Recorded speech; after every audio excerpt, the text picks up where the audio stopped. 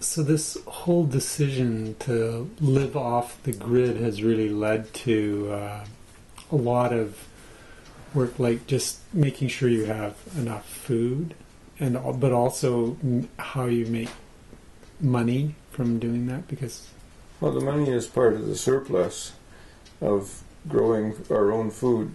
You know, like, well, of course we're ramping up for our actual main products, which are the nuts and the fruits. But you know, originally when you first start out, you're kind of looking. I mean, it was an idealistic thing, I'm sure, at the very beginning, to go back to the land, and then the reality of it is that you got to make a living, you got to pay your bills, you got to feed yourself, you got to work, you know, have your comfort level, and so it's an ongoing adjustment to that.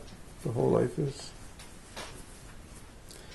If we ever finish the cannery project that we've started, which is attached to the greenhouse, which hopefully will be finished too, then there'll be a lot more processing going on. I got a press, and I want to start pressing nuts and cracking them and making trail mix kind of things, and drying lots of the fruits and berries and things too for that. And there's several different kind of nuts that we're trying to produce.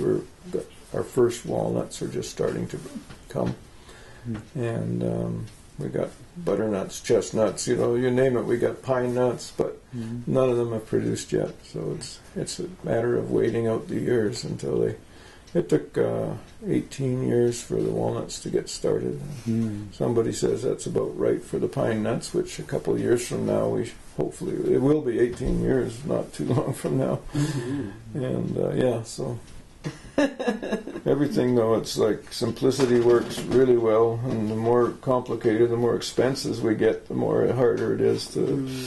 I mean, we don't really make very much money, you know. It's just the whole trick is to not spend very much money. That's our whole philosophy, and if we keep at that, then we seem to be able to. You know, yeah, if you look around, we don't have a hell of a lot of toys. There's lots of beautiful art objects and rocks. Yeah, we got a couple of real antique old tractors that are parked in the shed and never do anything. We got a couple of rototillers, and one of them works still. I mean, they all work, but they all need work. So why bother? Just use the shovel. You know? The simplicity is the easiest thing to keep progressing with. You know, as soon as you got to stop and go find parts and spend money on machinery, you're back to zero. Yeah, the fear, of course, is that the body isn't going to hold up to the demand. And you'd love to be simple and just do everything with a shovel, etc. But the body will only do so much, and as we age, and this place is really, it is so moist here. I think everybody suffers from sore joints. I don't know a soul that doesn't have some bit of arthritis going on somewhere that lives around here. So, you know, that crimps the future a little bit, but only, you know, and so it's more fear than anything.